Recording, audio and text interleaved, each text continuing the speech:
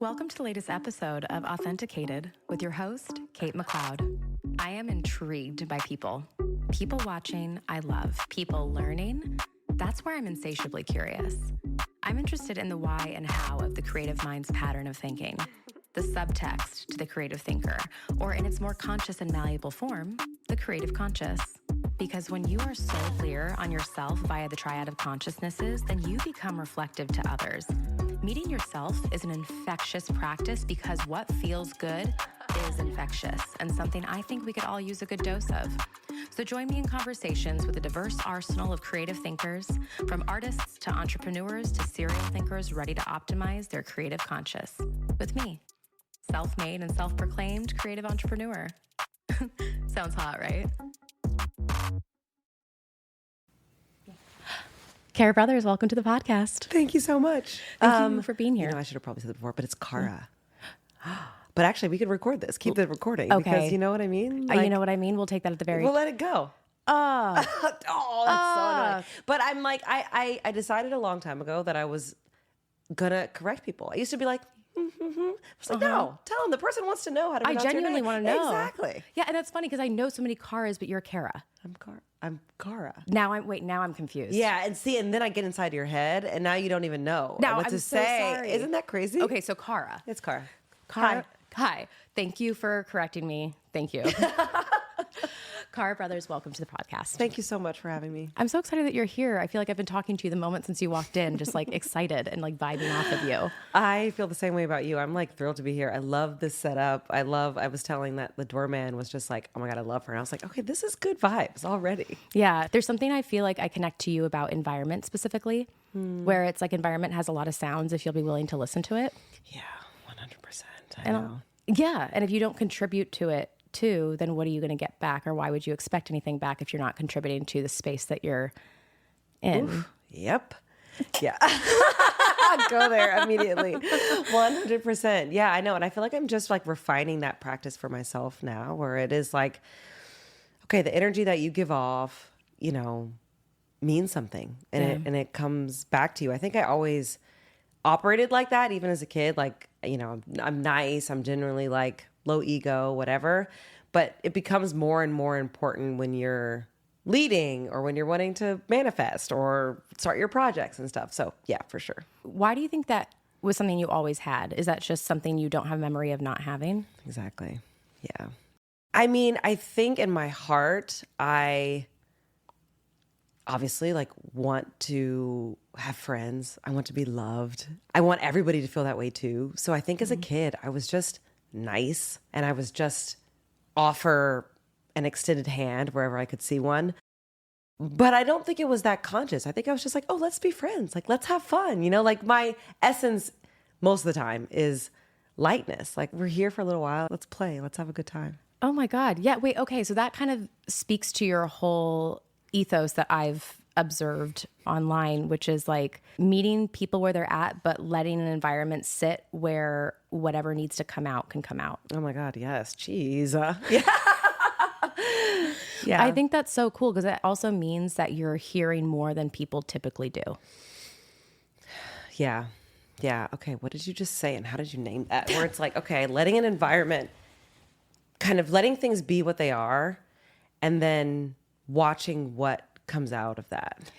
Yeah. Like a patience thing, which I think is also hard because I think patience in a situation like that means that you would also have to trust it very deeply. You are someone who strikes me as someone very closely tied to your intuition. And I'm so curious what your relationship with your intuition has been like through childhood up until now. Yeah, I know. And I love that you mentioned patience. Like, that's something we should talk about too. I'm not inherently a very patient person, but that is changing as I'm becoming more intuitive. So it's so funny that you draw that connection. It's totally true. I don't know. I have always been able to dream up things and have them come my way. Not easily or quickly necessarily. Like, I think I've always called myself a late bloomer. So it's just like 40, which I don't consider old at all, but it's just like when I'm kind of coming into my own now. And I just, ran a company, which was amazing, but, in my late 30s and all of this stuff. So I think I'm refining this intuition only very recently. And as a kid, I've been reflecting on that too. I think I did spend a lot of time in the woods by myself. Hell yeah. So I kind of am getting these flashbacks of like, oh, I was in the woods and I was by the creek and I was chilling. I don't know what the hell I was doing, but I was making little worlds and universes. So I think I was comfortable in fill in the blank environment, nature, but intuition and all of that stuff. So I'm like, it's all coming back now. Oh, really? Why do you think it's circular now? I know. Well, stepping into lead Starface was hard. And it took a lot of inner work for me to be able to do that in the way that felt natural and authentic to me, and also do a good job. And like you said, like serve the people that, were working with and for me. So I had coaches and people that would help, and the coaches would be like, whoa, you're really intuitive. And I would be like, oh, no one's ever said that to me before. So what was I, probably 30, I don't know, it doesn't matter. But it was a while ago. And so I was like, oh, no one said that to me before. And so I just like, when people say something to you and see you, then you're just like, oh, okay. So just recently I've been like, I'm an intuitive person. I guess I am an intuitive person. And then I would kind of look back and be like, oh, I have made all of these decisions not based on any necessary logic or what people thought made a lot of sense. And then I'm like, oh, I've been following this all along. And so now I'm like, okay, let's go off. Like, how deep can I go with this? Basically. But that, like, I don't know. I think that is the secret sauce to a creative thinker. And you don't have to know, because ultimately I think that your answer would change every single day. Yeah. And that's how you stay malleable. Yeah. I love that you were at Starface. And when you say that it took a lot of inner work, is that imposter syndrome that you're referring to? It must have been.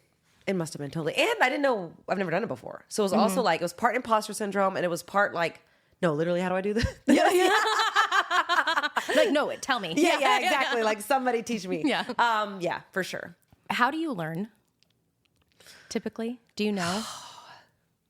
I think I'm a multi-sensory, multi-dimensional learner, And so it's like, I think I do better not having someone talk at me. But sometimes I'm like, no, listening actually reinforce. So I think I'm a visual learner, but then I need a reinforcement of the auditory. And then I always have to do something myself. Like, I have to experience, or else it just kind of goes out the window. So I kind of need a little bit of everything. It's like a Mod Podge, right? It is. Does your intuition tell you when, or do you just kind of let yourself lead yourself to where you're going?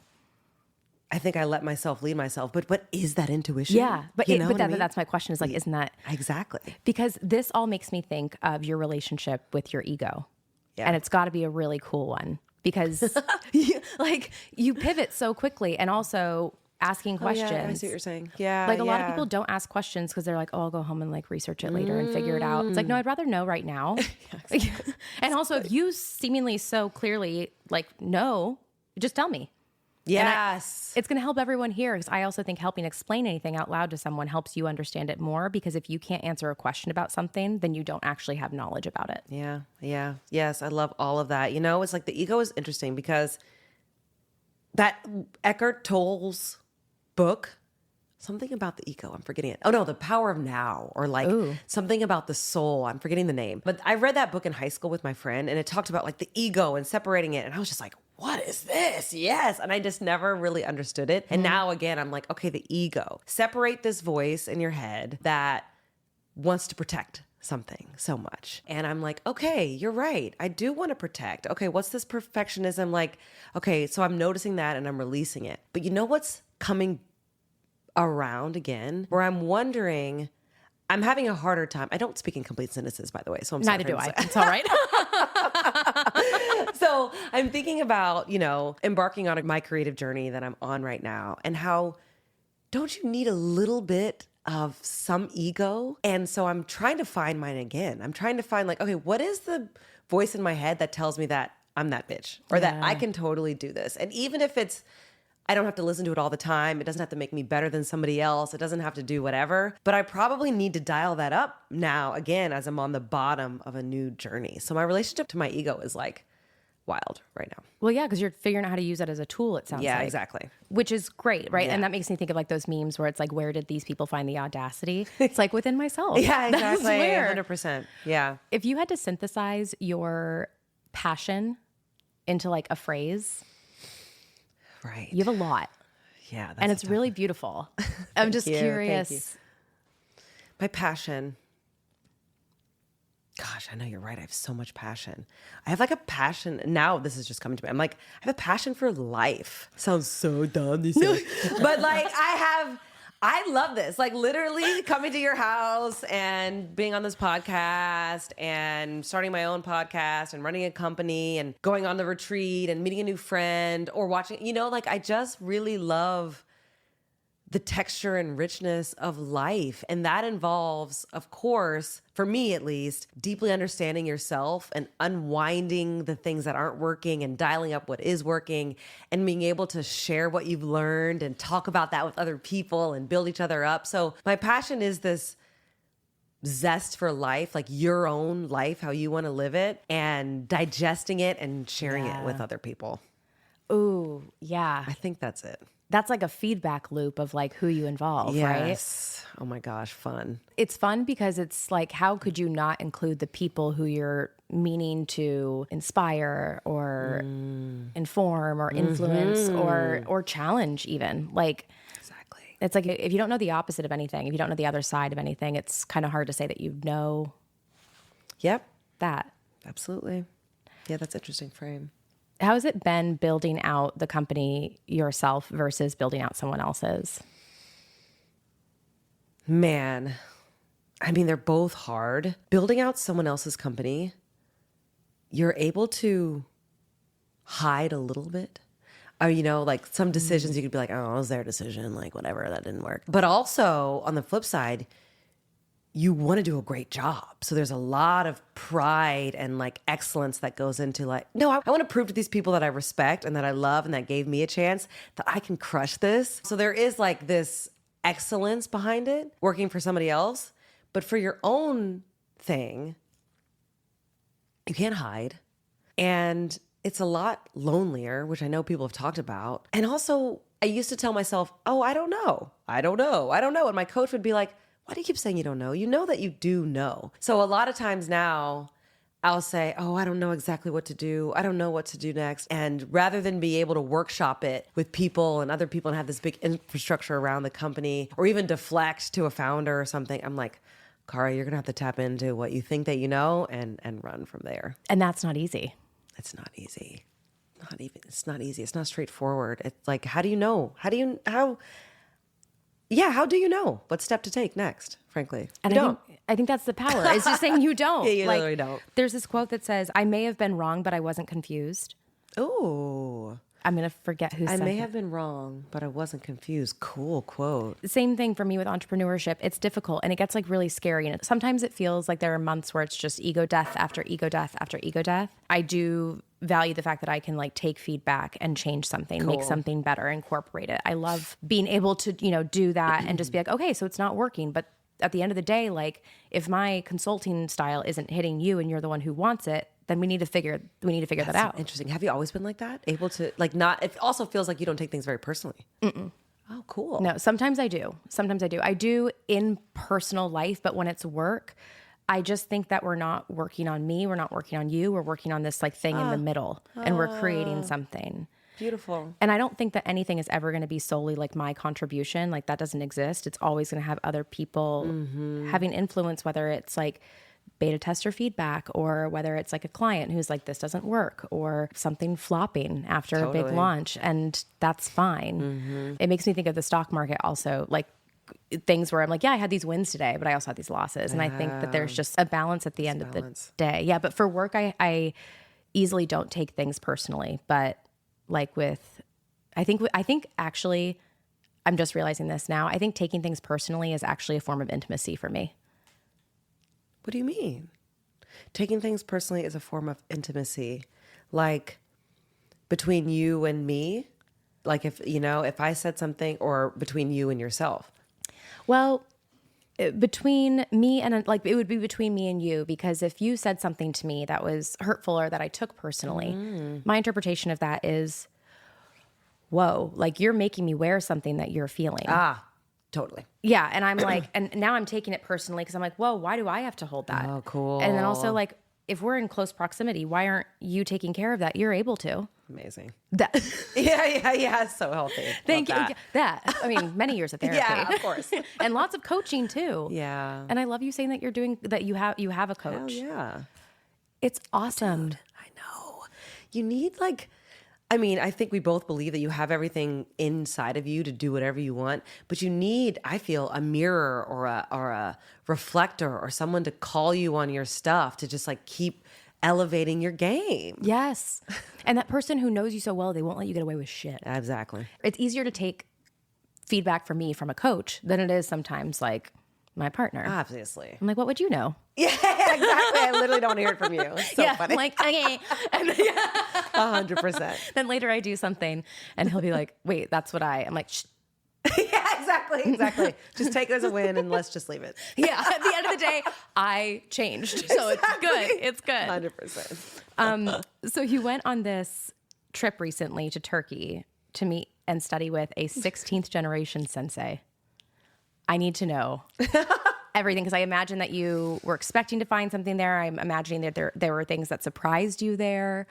I want to know all the things. Right. Oh my gosh. I know. I want to share all the things. And I don't what something that I'm working on or grappling with rather is, I think I am in my guru teaching era of my life, but I'm also in my living student era as well. And so it's like, how do I, not that I need to have an answer. In some spaces, I'm like, I really want to be the teacher. I want to share this. And some I'm like, no, help me absorb everything that you have for me. I love that. Yes. Okay. So I'm on a bit of a sabbatical. I'm so grateful for it. And I'm emerging as a whole different woman. And with that, I know it's crazy. That's I am amazing.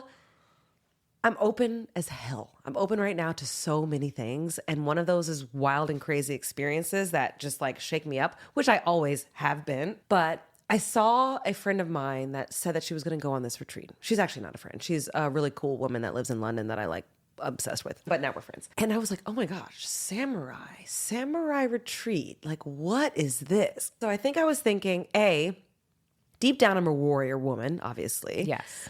Where is she? How can I find her? So a part of me was that. Two is Turkey. Okay, I've been to Istanbul, but this is like a land I don't really know. And it's kind of different and like a little uncomfortable. And then I was like, okay, executive women and leadership. So I was just like, okay, women for me are a nice place to be. I love women. I also love men, but I really love like women. Yeah. And so I was just thinking like, okay, this seems weird as hell. And I'm definitely going to leave this as a different person. So that was the impetus for doing this.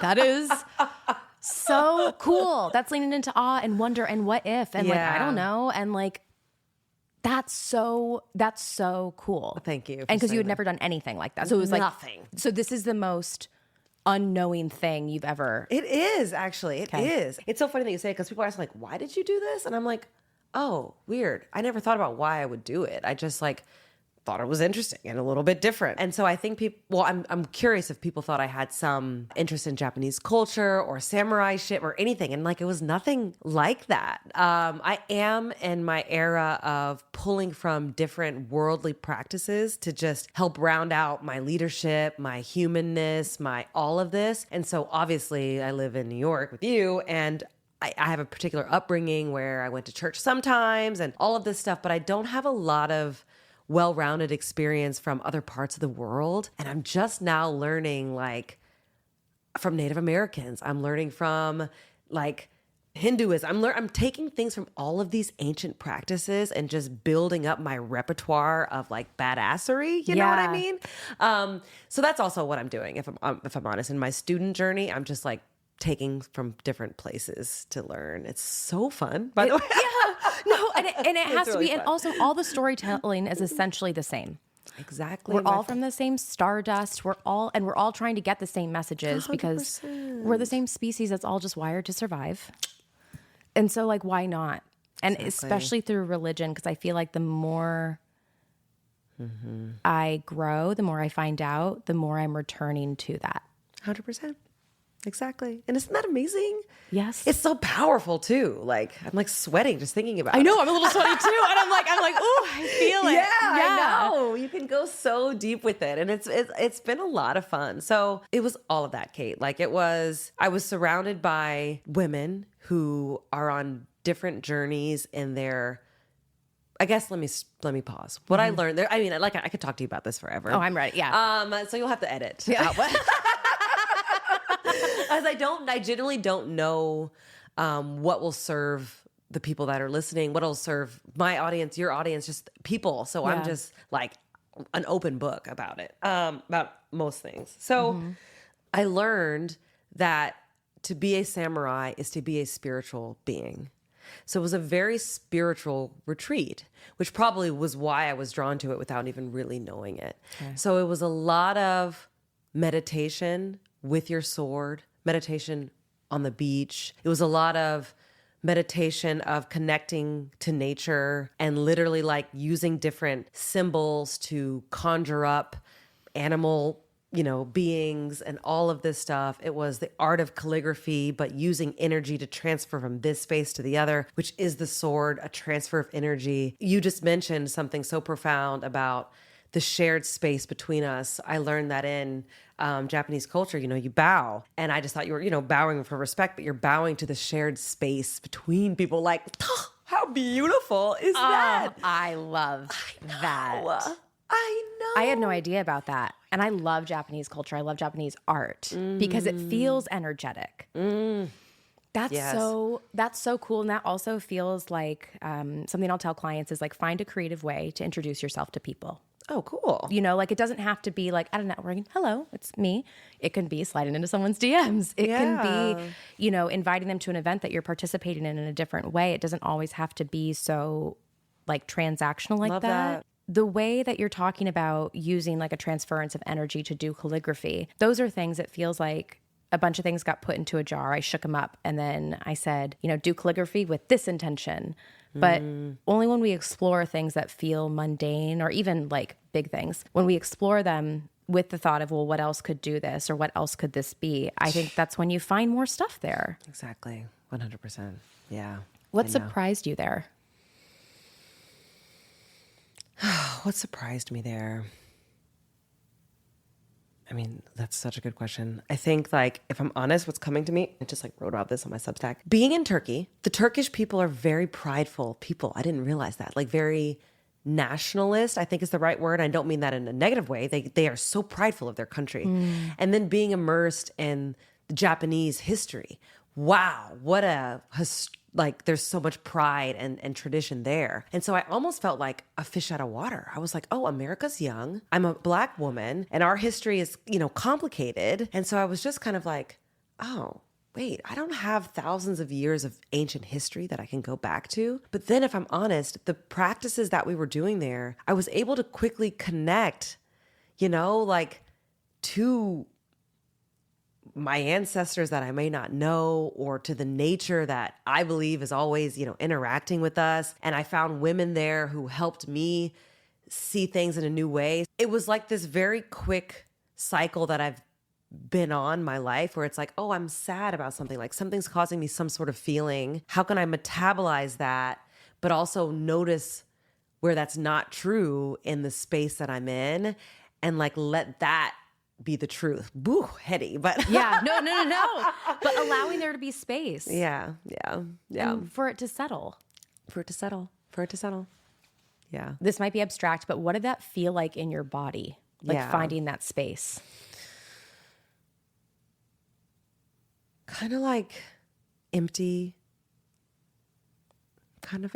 Yeah. And then in this samurai practice, there are different elements. You work with the elements of the earth, and the sky element, which we did on the last day, was emptiness. The sensei talked about the sky energy is open and empty because in Japanese culture, or maybe just in samurai culture, they believe that you can fill up yourself with whatever energy you want. If you need fire energy, you can harness it. If you need, earth grounding energy, you can harness it. And so I've just been like, be the vessel of openness and fill it in with what you are needing and what you can conjure. Like, bro, what?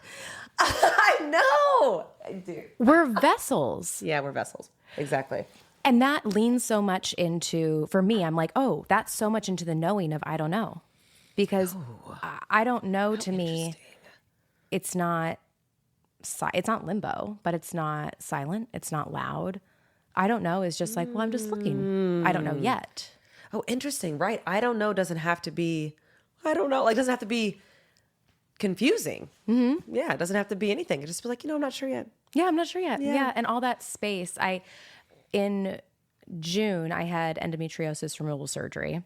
And since then, my body's changed tremendously. Wow. But then for 2 weeks after, I'm like laying on rest.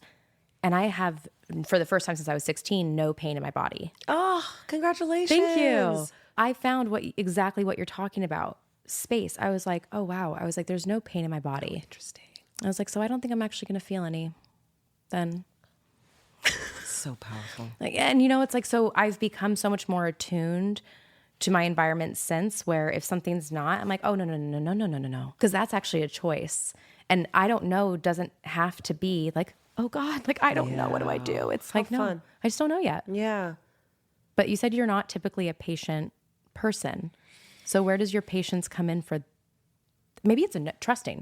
I don't know. I think it's a trust. Okay. And you know what? I'm working on this because obviously we all are changing very fast if we're lucky, I think. And one of these women on the retreat, Sharmadine, she wrote a book. It's really great. And she would say, some of the stories that we've been telling ourselves might not be true any longer. And, we know that. But because I would be on podcasts and I would kind of like have my bio down, it would be like, oh, I this and I that.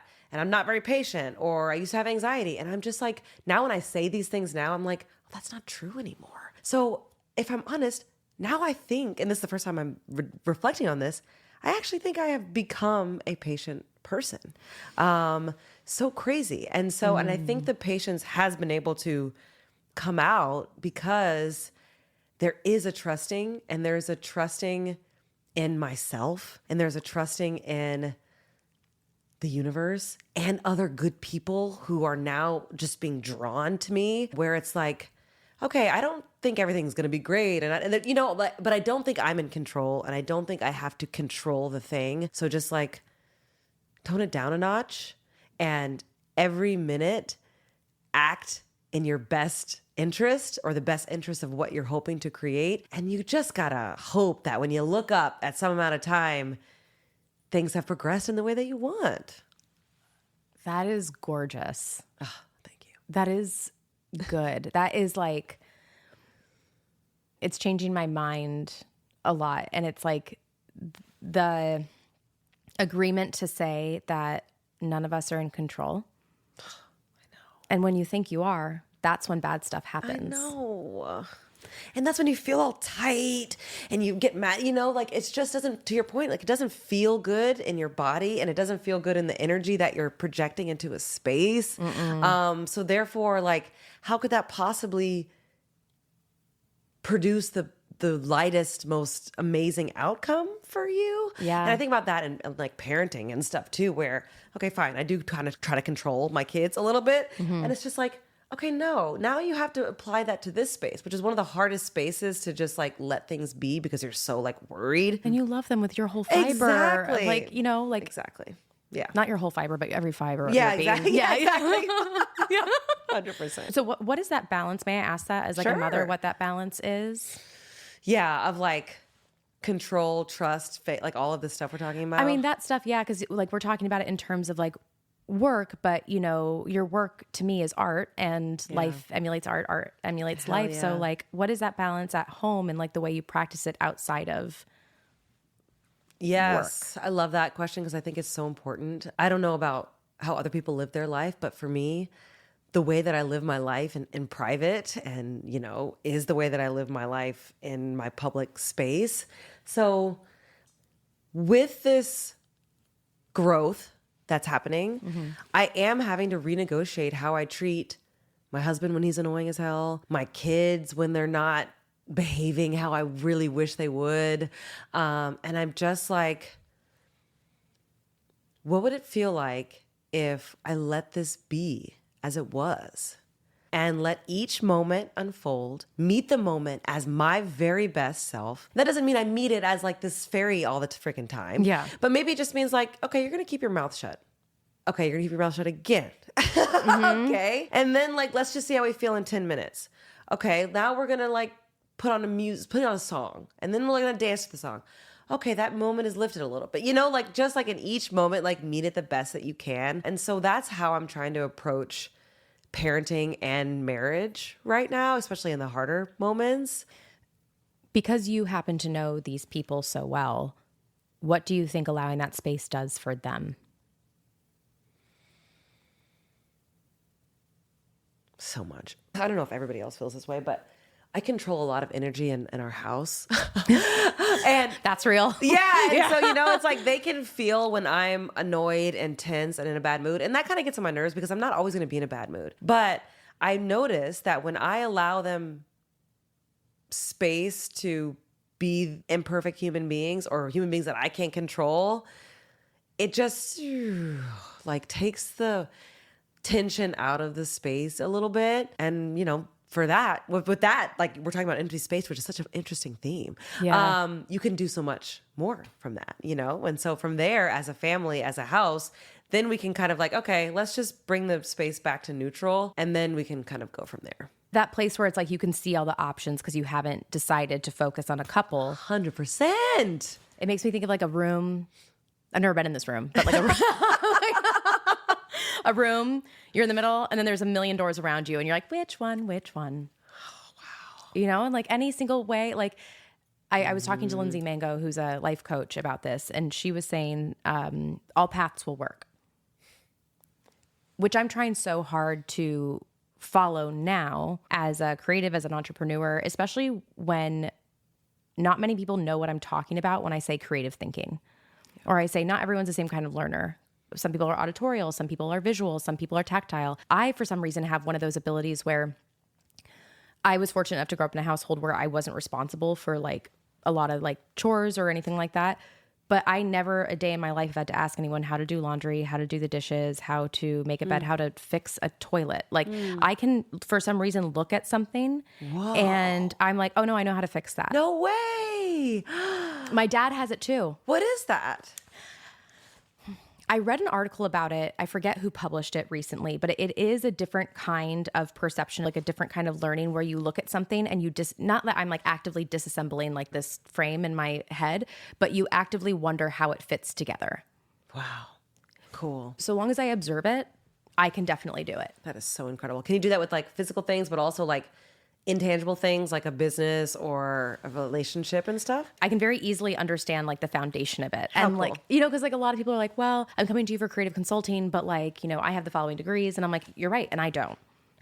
But I know what creative solutions look like. Absolutely. And I know a good opportunity when I see it. And I also know when you explain how a system works to me, I can explain to you how maybe it could potentially, you'll have to vet it if it does. Yeah. But what if you tried this? Yeah, I feel that. Because something I really wanted to talk to you about today was this idea of things becoming democratized moving forward. Like we're moving into a realm of entrepreneurship and individual thinking and new ways of thinking and steering away from these big, for lack of a better term, but also relevant, like corporate systems. Right. And things are becoming democratized. Like we are now in a society where we've been in for a while, but I'm hearing more now than ever.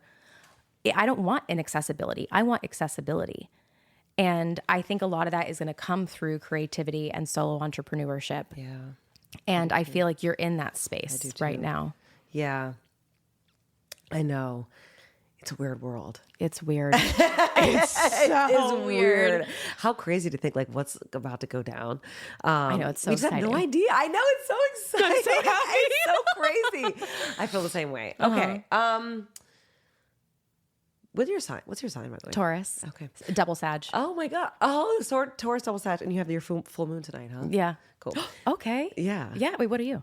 I have to know Aquarius, first. Scorpio, Sag.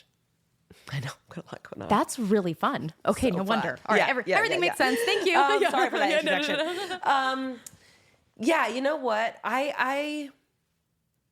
It's not that I can see the future, obviously, but I'm on the exact same page that you are, where I don't know about what's about to go down, but we can tell that we're not going to be reliant on the same systems that we were, that we are barely today. And I do believe that applies to our jobs, education, all these things. Yeah. And I don't exactly know what it means. I like want to keep working this out, like just my predictions for fun.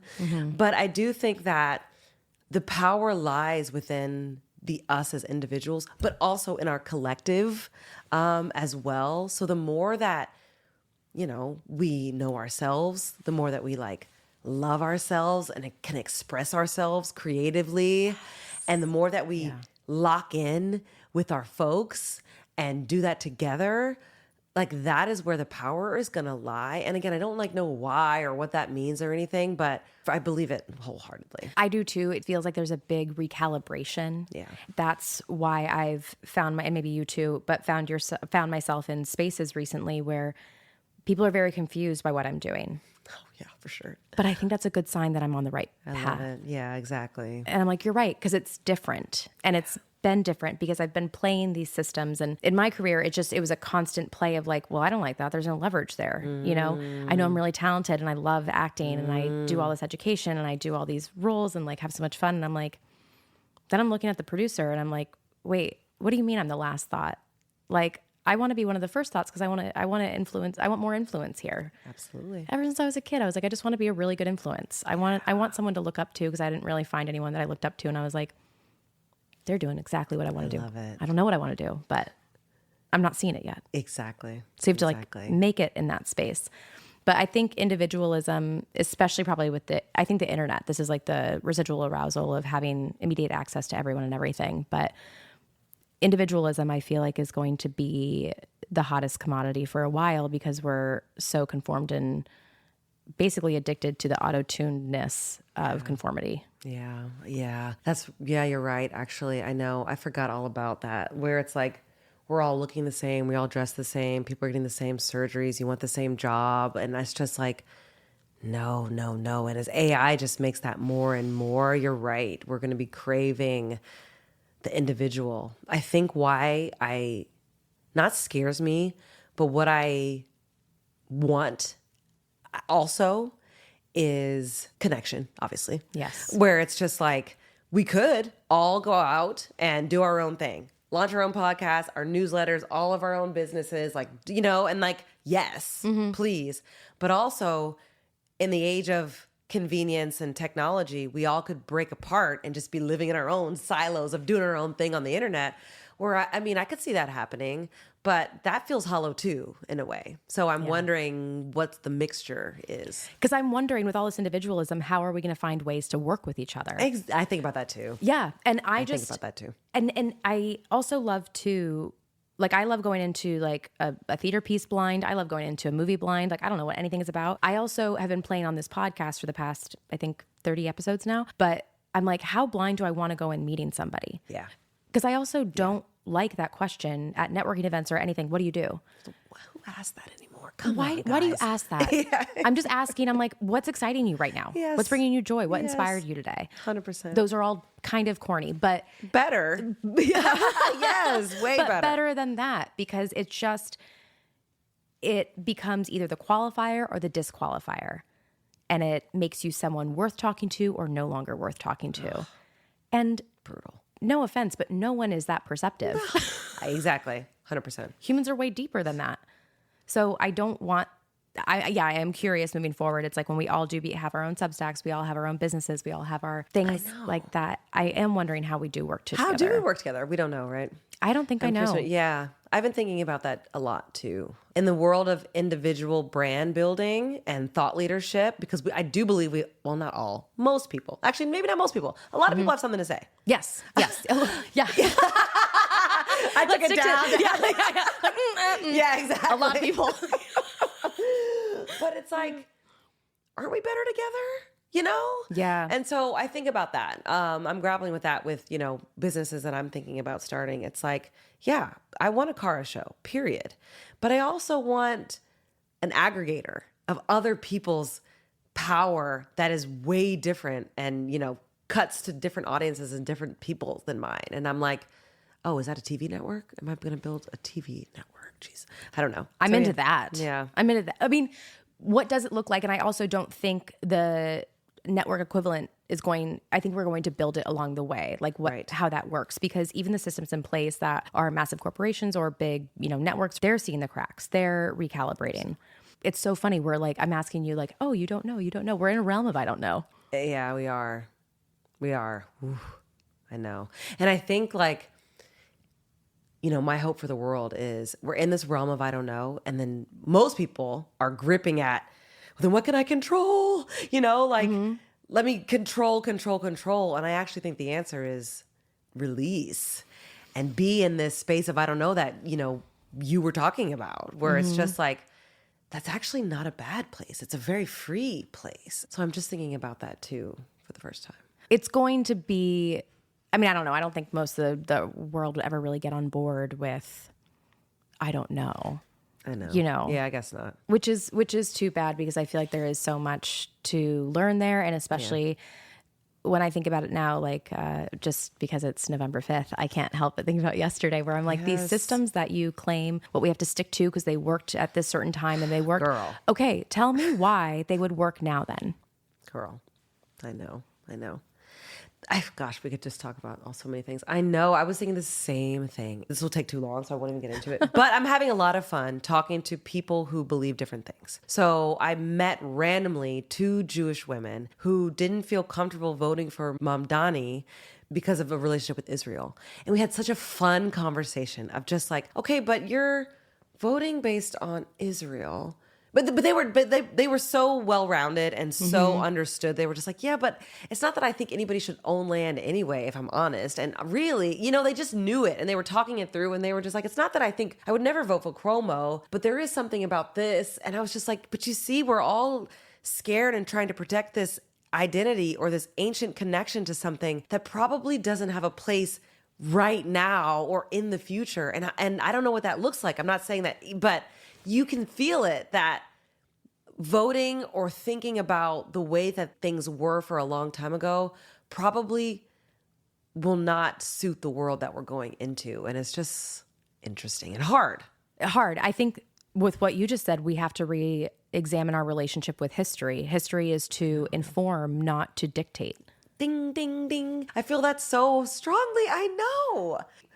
What do you think that is? Like, what? Oh, well, because it's like, it's qualifying people. It's boxifying. It's like that. It's that generic understanding. Well, what party do you belong to?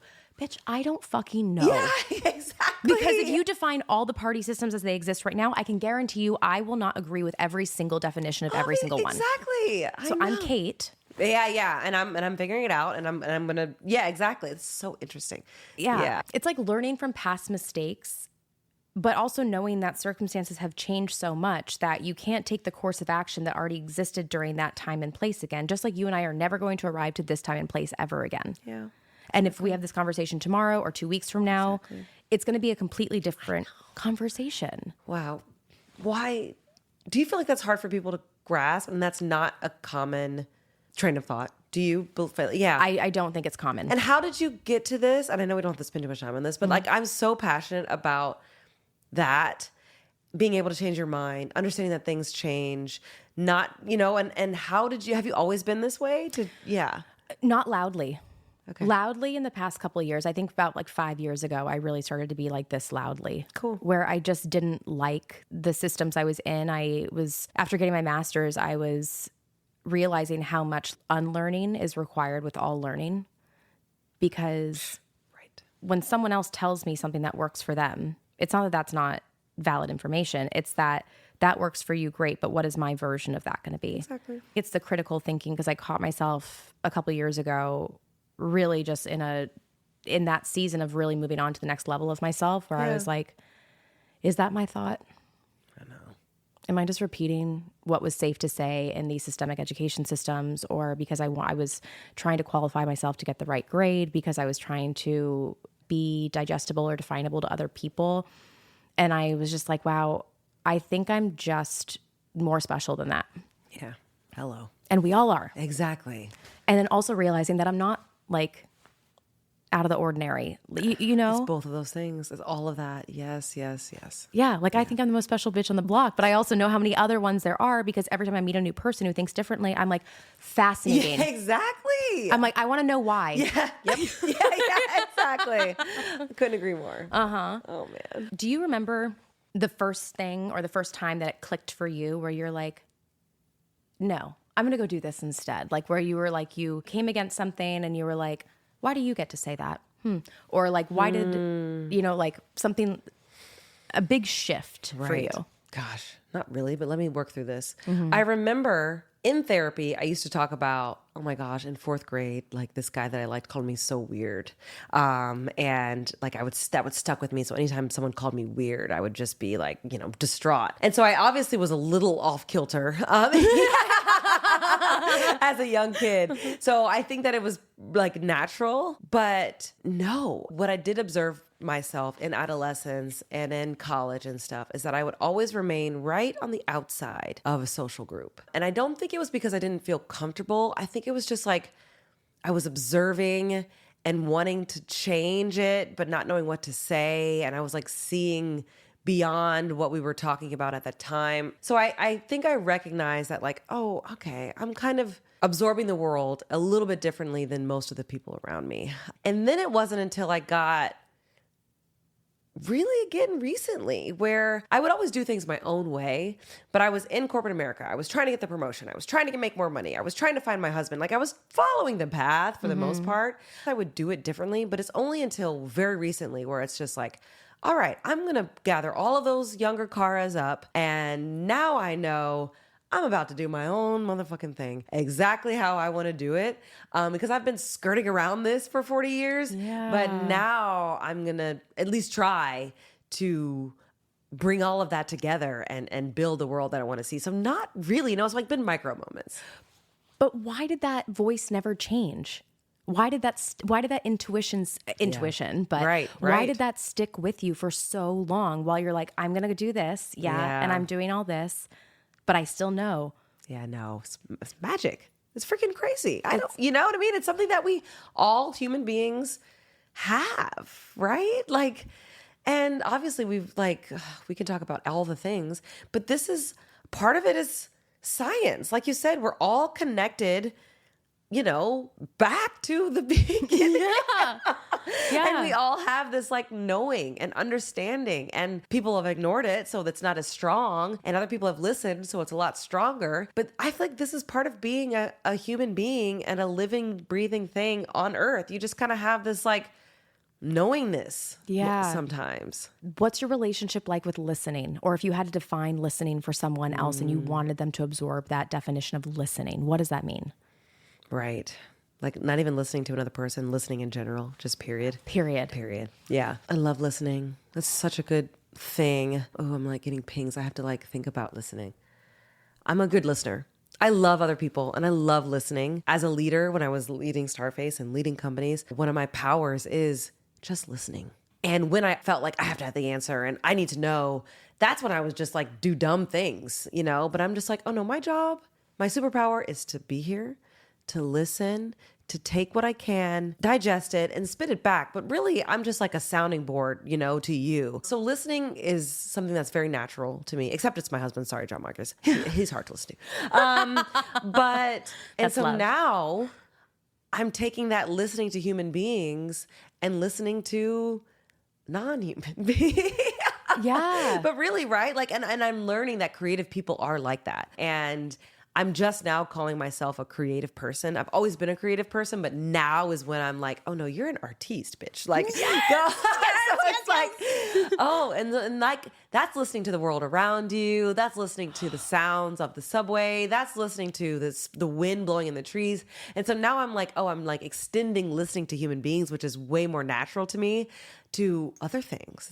It's amazing. That's really beautiful. It doesn't have to be exclusive to humans. It can be anything. When Mom Donnie last night said, turn up the volume. Oh, cool. Yeah, in his acceptance speech, he said, I hate mentioning this man's name in real life, but he said he's like, Trump, I know that you're I know that you're watching. And then he said, and I have 4 words for you, turn up the volume. And my sister-in-law and I were talking about that this morning. And I said, what I love so much about that sentiment is when you turn up the noise, you can actually hear the lowest frequencies. Really? Mm-hmm. Like if you turn up the volume on like... Oh, fair. Yeah, okay. Like, if you were listening to a song and you're like, oh, I never heard that little tiny beat before. And it also makes you be inattentive to the bigger beats. You've already heard them. You're bored.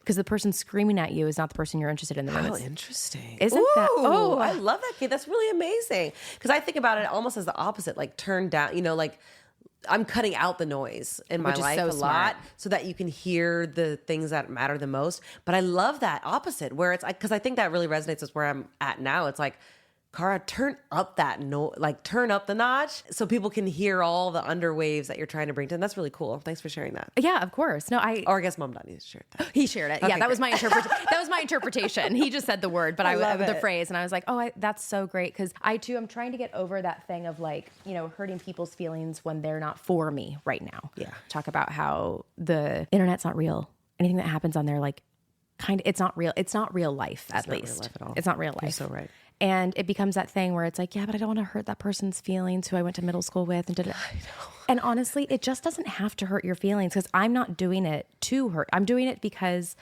that's just like not in my scope right now. Mm-hmm. And that's okay. I love it. I love that. Powerful. This has been powerful. This has been so powerful. And when you talked about just being on the outskirts of those groups and those cliques, like I almost cried at that moment. Wow, cool. That was really profound and gorgeous for me. Thank you so much for coming on. This has been a delight, an absolute treat. I love what you're doing. I can't wait to follow along. Thanks for having me. This has been fun. Thank you so much. Yeah, cool. Bye. And that's the latest. I'm honored to have been part of your thinking sphere today. Feel free to share, like, and subscribe on this platform or follow and participate on any of my social media platforms. If this practice intrigues you as much as it does me, then join us in the Me3 community, where we will work directly and you'll curate a mindful method of thinking to define your own creative conscious. Thanks for listening to the latest episode of Authenticated. I love that you're here.